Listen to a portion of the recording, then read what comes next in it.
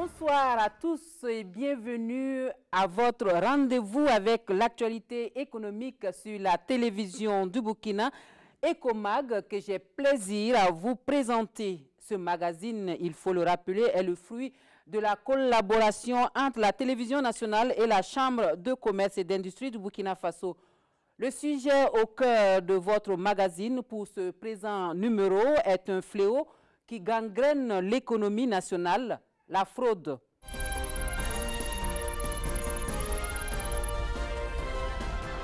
Le phénomène de la fraude et son impact sur l'économie burkinabé, nous en parlerons dans quelques instants avec notre invité du jour, M. Issaka Zungrana. Il est le directeur général de l'ABNORM, Agence burkinabé de normalisation, de métrologie et de la qualité. Mais avant d'en arriver là, l'actualité économique avec Bouma Ernest Nebié.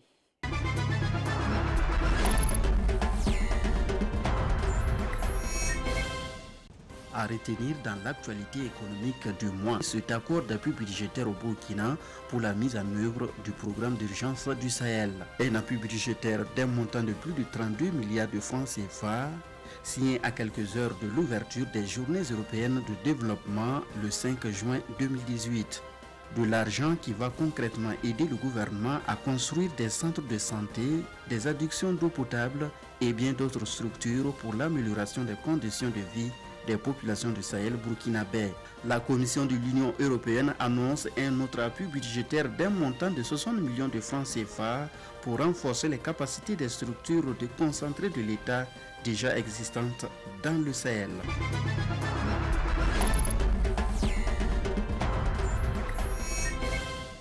La fraude, un mal qui gangrène l'économie. Nous vous proposons à présent un clin d'œil sur deux unités industrielles victimes de la fraude. La SAP olympique, spécialiste dans la fabrication des pneumatiques, et la SN Citec, qui fait de la production du savon et de l'huile sa raison d'être, sont donc deux unités industrielles implantées à Bobo-Dioulasso depuis toujours.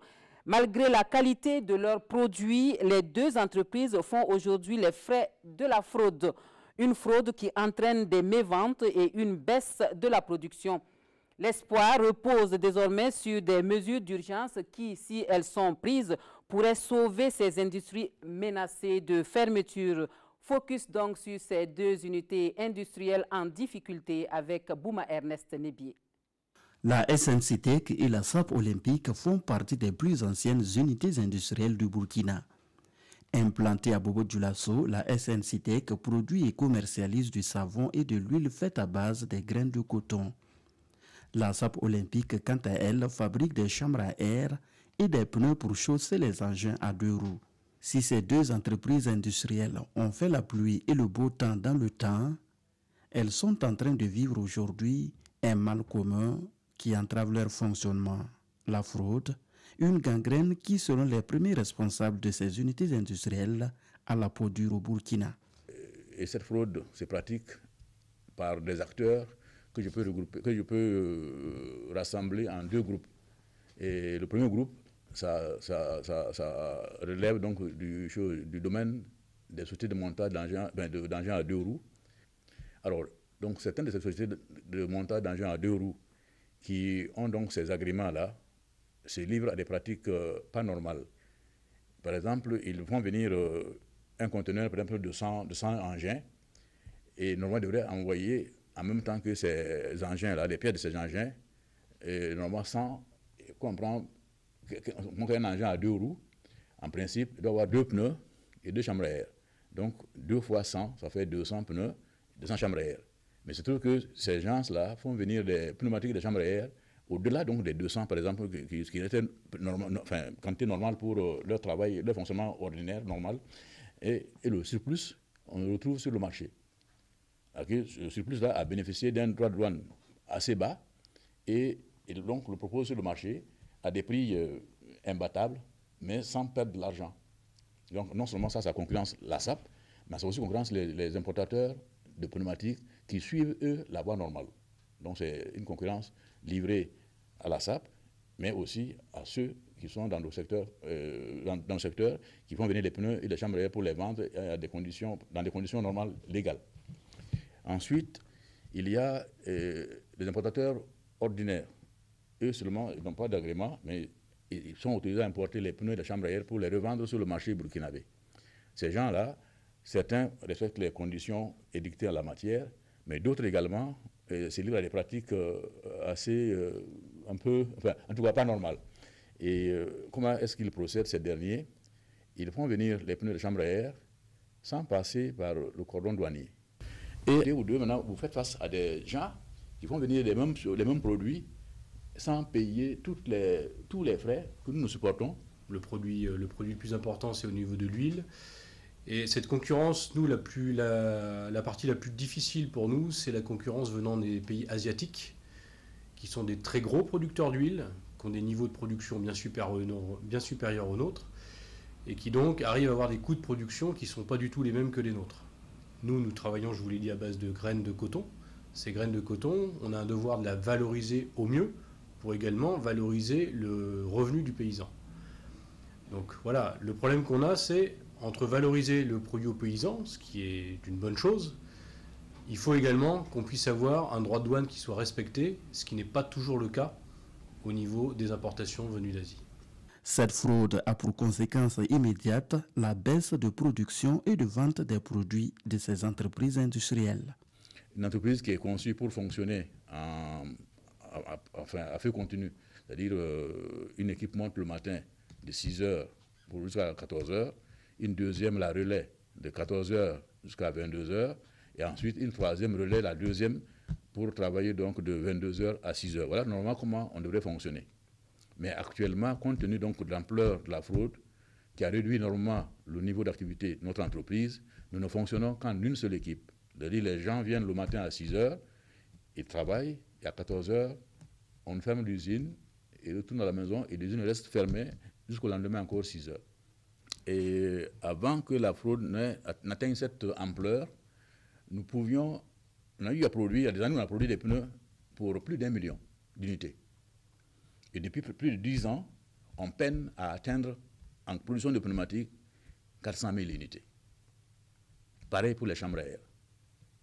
Donc c'est dire que c'est un phénomène, le fléau vraiment limite notre activité de façon dramatique. Ce qu'on ressent, c'est les méventes. En ce moment, par exemple, au niveau des huiles, le cours international de l'huile de palme étant très bas, ça renforce d'autant la force de toutes ces importations. Et aujourd'hui, on vend plus ou moins 2 fois moins d'huile que ce qu'on devrait vendre habituellement. Des solutions pour éradiquer le phénomène, les premiers responsables de ces unités industrielles en ont proposé, mais tous ont le regard tourné vers l'État qui, selon eux, doit faciliter la mise en œuvre de ces mesures. Vraiment que ça soit portable, que ça porte fruit, il faut une sorte de disposition à prendre pour un peu permettre aux acteurs de notre domaine d'activité de compétir à armes égales. Ouais, parce que vous ne pouvez pas, comme j'ai dit, laisser quelqu'un importer sans payer les droits de douane, et puis de l'autre côté, il y a celui qui produit en local, s'acquitte de toutes ses obligations fiscales, toutes ses obligations sociales, et vouloir qu'on puisse travailler en même temps, enfin de la même manière, pas possible. Donc il faut absolument que le marché soit assaini pour que tous les acteurs de ce marché-là y aillent avec les mêmes armes. Une autre chose également, c'est de faire, je dirais, une discrimination positive, c'est-à-dire de la préférence nationale. Donc à qualité évidemment comparable, qu'on puisse préférer sur les marchés publics la consommation des produits locaux. Donc maintenant, tout ce qu'on peut dire, c'est qu'on sollicite et on demande aux populations effectivement d'avoir un sursaut patriotique. Et en termes de qualité égale encore, je pense que tout le monde reconnaîtra la valeur et la qualité des huiles qui sont produites ici à Bobo-Dioulasso, à partir d'huiles, à partir de graines de coton qui sont faites par nos paysans. Bon, tout ça, c'est une chaîne de production et de valorisation. Plus cette chaîne de valorisation va rester au niveau national, que ce soit pour les huiles ou d'autres produits, plus on va avoir de valorisation et donc d'emploi pour les gens ici et faire ce qu'on souhaite faire, c'est-à-dire aller vers du développement pour notre pays et pour l'ensemble des populations. Donc effectivement, tout le monde doit jouer le jeu dans ce système-là. Valorisons nos produits, ayons des sursauts pour ce faire, Donc des fois, le prix, effectivement, il n'est pas toujours le meilleur, mais la qualité est bonne, en tout cas pour nos huiles et pour un certain nombre de produits qui sont fabriqués au Burkina Faso. La qualité est là, on peut être fier de nos produits. Donc soyons fiers jusqu'au bout en consommant ces produits-là. Il y a aussi, comme autre mesure, et nous pensons que si, malgré tout, les gens contrôlent le cordon douanier, il y a moyen de les poursuivre, enfin, en tout cas d'essayer de les identifier en augmentant et en intensifiant ce qu'on appelle les contrôles exercés par les brigades mobiles des douanes. Si c'est ça, c'est accentué, vous pouvez échapper à la frontière, mais à l'intérieur du pays, vous pouvez avoir affaire à la douane. Et si c'était fait, les gens aussi, avant de frauder, réfléchiraient par deux fois. Si la situation perdure, ces unités risquent fort de mettre la clé sous le paillasson et des milliers de personnes seront au chômage. Ce qui suppose des problèmes de blocage. À un moment donné, on a des capacités de stockage limitées. Si on arrive à nos capacités de stockage maximum, donc à saturation, on va être obligé d'arrêter l'usine, avec toutes les conséquences sociales derrière. Sincèrement, si rien n'est fait pour inverser la tendance des choses, l'avenir de la SAP est très, très, très difficile. Ce sera également une grosse perte pour l'économie burkinabé si toutefois ces unités industrielles cessent de fonctionner.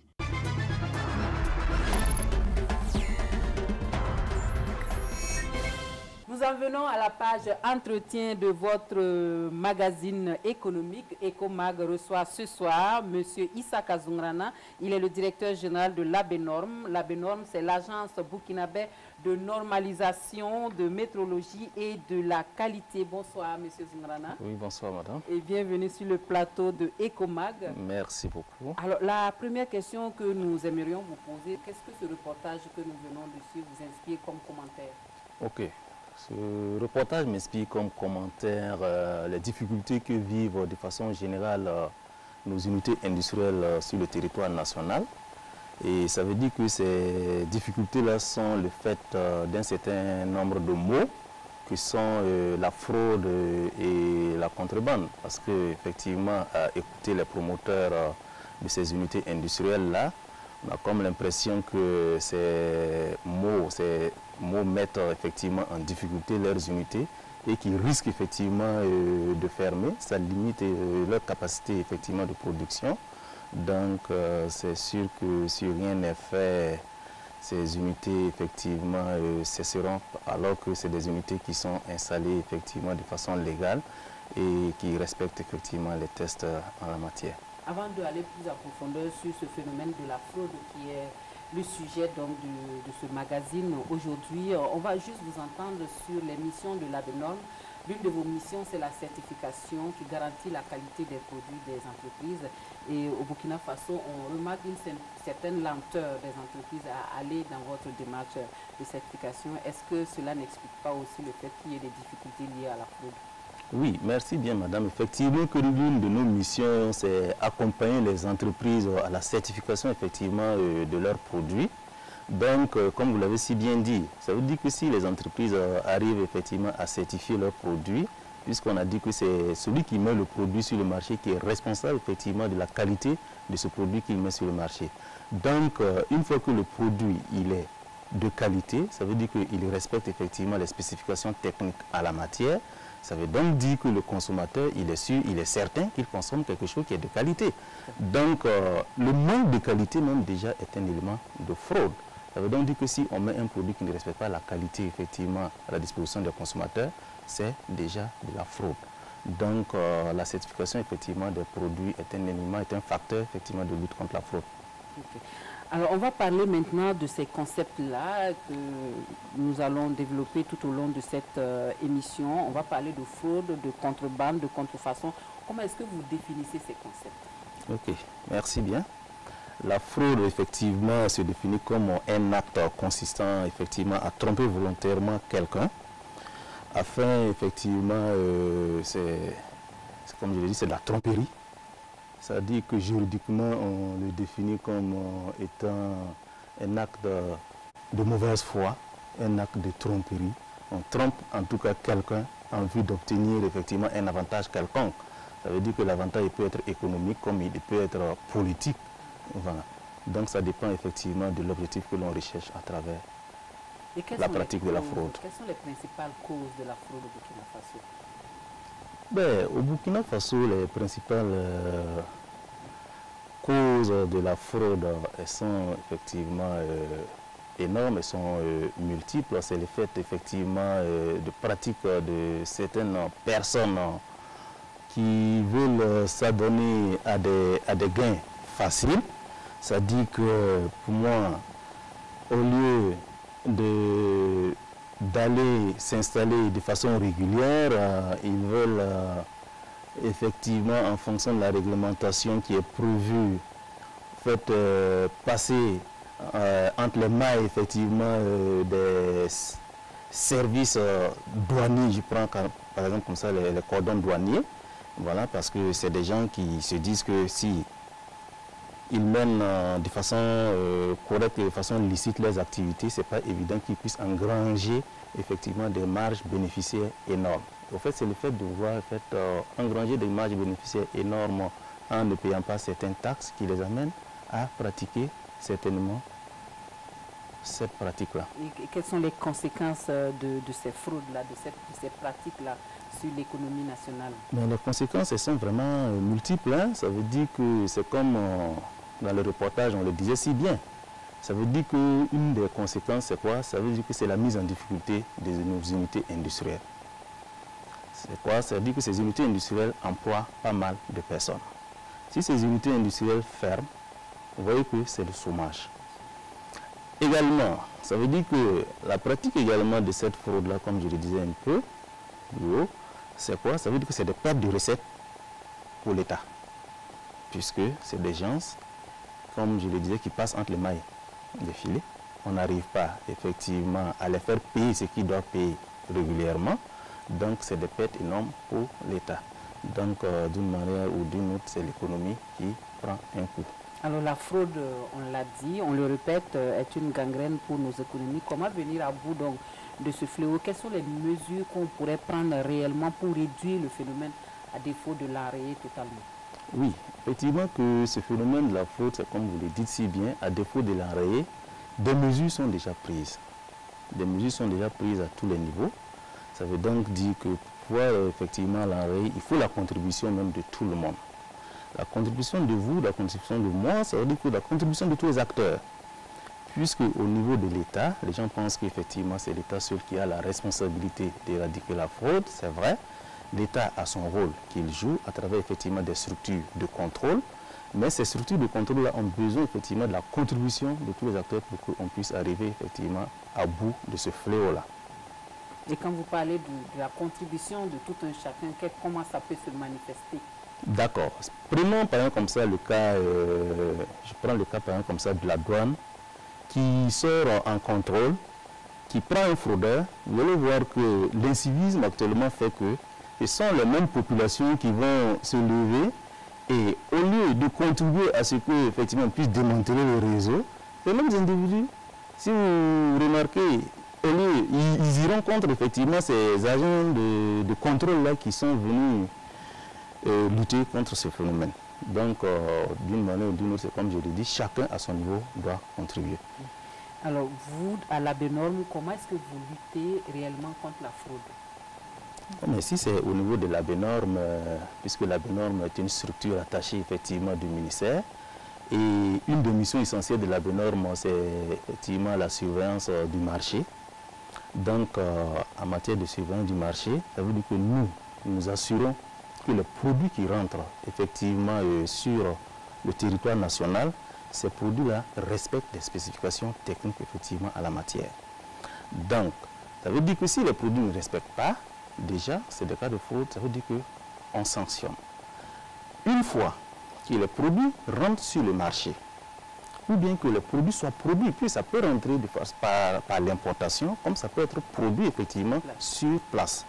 Donc, dans notre mission effectivement de surveillance du marché, nous faisons des sorties, nous contrôlons, nous faisons des prélèvements, et si nous voyons que le produit, faisons des analyses, des essais, si le produit ne respecte pas effectivement les qualités, prévues, les spécifications techniques prévues, ben voilà, nous sanctionnons. Et puis, une autre aussi manière pour nous aussi au niveau de la BNOM de lutter contre la fraude aussi, c'est au niveau de la métrologie. Vous voyez que la métrologie, c'est les questions liées effectivement au poids, au volume, tout ça. Vous voyez que aussi à ce niveau aussi, on peut tromper effectivement le consommateur. Donc, permanemment, nous sortons sur le terrain pour pouvoir effectuer des contrôles sur les instruments de mesure. Et si vous remarquez, vous allez voir qu'au niveau des instruments de mesure, quand la norme passe, il y a des étiquettes effectivement vertes que nous apposons sur les instruments de mesure qui prouvent que effectivement l'instrument de mesure il est conforme aux spécifications. Quand c'est rouge, ça veut donc dire effectivement que ce n'est pas conforme. Et aussi au niveau du ministère du commerce, de l'industrie et de l'artisanat, il y a un outil effectivement qui a été mis en place, à savoir effectivement la brigade mobile de contrôle, un outil à travers lequel effectivement aussi la BNOM intervient, puisque c'est une synergie d'action entre les structures de contrôle du ministère, donc avec la vision effectivement du nouveau ministre du commerce, de l'industrie et de l'artisanat. Cet outil-là également sert à lutter contre la fraude. Donc vous allez voir qu'il y a des actions qui ont été déjà même menées sur le terrain. Et à travers la presse, à travers les médias, les réseaux sociaux, vous allez voir déjà les premiers justement résultats de cette brigade. On a suivi des saisies opérées par la brigade mobile de contrôle dont vous parlez. Est-ce que ce sont des opérations ponctuelles ou bien est-ce que ça va se poursuivre? Oui, ça veut dire que c'est comme je vous l'ai dit, ça veut dire que les structures de contrôle existent au sein du ministère. Et le ministre du Commerce actuel a trouvé que à travers cet outil-là, on peut efficacement lutter contre la fraude. Ça veut dire qu'avec une synergie d'action entre les différentes structures de contrôle. Donc, avant de mettre en place la structure, on s'est assuré que les actions de la structure seront pérennes. Parce qu'il ne sert à rien de mener des actions ponctuelles, revenir, ben voilà, c'est pas avec cette manière de faire qu'on pourra effectivement venir à bout de ce phénomène-là. Tantôt, vous parliez de sanctions. Sanctions aux contrevenants, sanctions aux fausseurs en tout cas. Oui. Qu'est-ce que ça peut être comme sanction? Ça peut aller de quoi à quoi?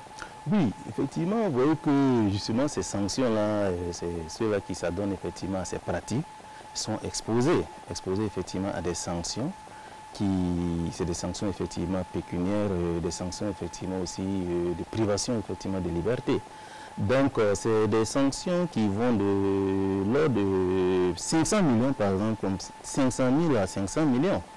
Voilà, les peines de privation aussi peuvent aller de 1 année, 2, voire à 5 ans.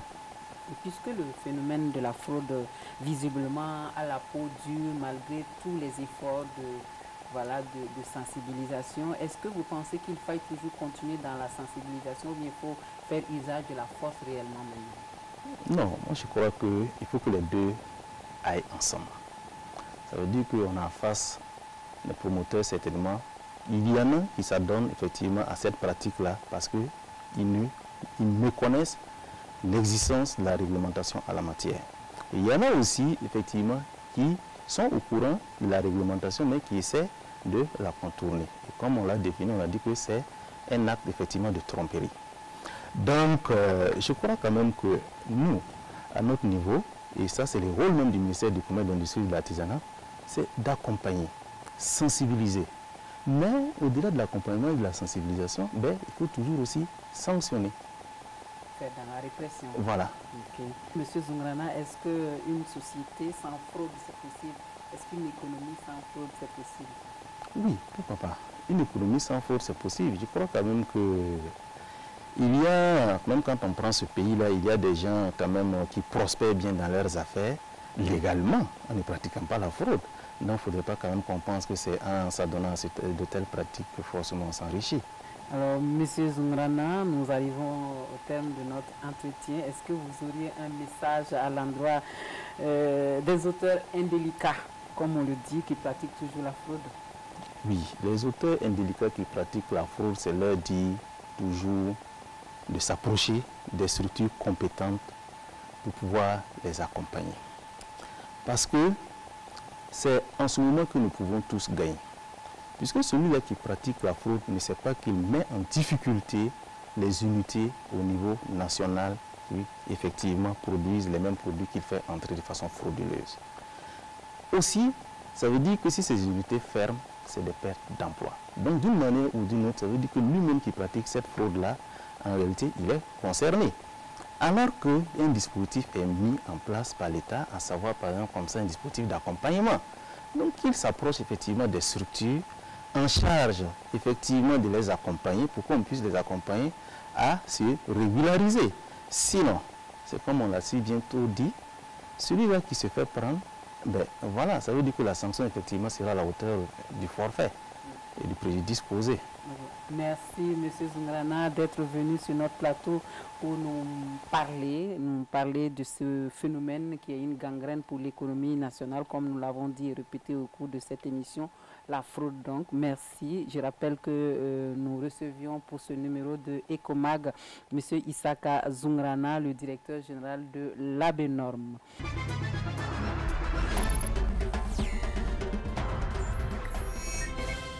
À présent, l'agenda économique pour la période de juin à septembre 2018. Nous avons la mission économique et commerciale aux Pays-Bas. C'est une mission qui se déroule du 16 au 23 juin 2018. C'est une mission agroalimentaire. Nous avons également les rencontres économiques de Toulouse les 28, 29 et 30 juin 2018. Donc, des rencontres organisées par le Club Afrique Occitane en partenariat avec la conférence permanente des chambres consulaires africaines et francophones.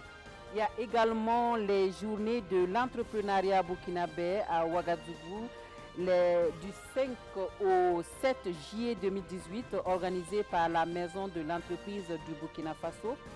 Il y a également le forum sur l'innovation en faveur des femmes chefs d'entreprise à Ouagadougou le 12 juillet 2018 organisé par la Chambre de commerce et d'industrie du Burkina Faso. Le forum économique ivoiro-burkinabé, c'est à Abidjan en juillet 2018 organisé par les chambres de commerce et d'industrie du Burkina Faso et de la Côte d'Ivoire dans le cadre de la conférence du traité d'amitié et de coopération TAC.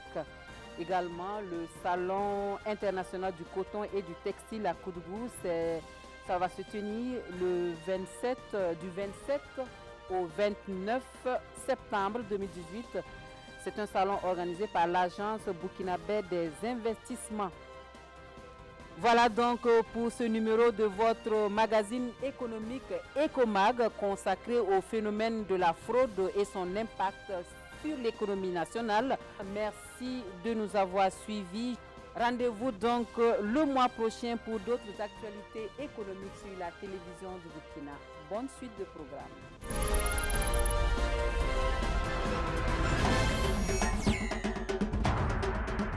Le monde des affaires est en perpétuelle évolution. L'information est la clé du succès dans les affaires. Les opérateurs économiques souhaitent être informés en temps réel. La Chambre de commerce et d'industrie du Burkina Faso propose la solution en créant un centre d'appel sur les préoccupations des entrepreneurs. CAP, équipé d'une technologie de dernière génération, le centre d'appel de la CCIBF dispose d'un personnel qualifié. Bienvenue au centre d'appel sur les préoccupations des entrepreneurs. CAP. Tous les jours, de 7h à 18h, nous sommes heureux de vous accueillir au 3408. Pour vos besoins d'informations sur les activités de la Chambre de commerce et d'industrie, les structures d'appui au secteur privé, les services d'appui aux entreprises, les procédures administratives et tout autre sujet relatif au monde des affaires, composez le 3408. Nous vous répondrons en direct ou, au cas échéant, dans un délai maximum de 48 heures. Avec le CAP, maintenez le cap. La CCIBF, l'excellence au service d'un secteur privé prospère.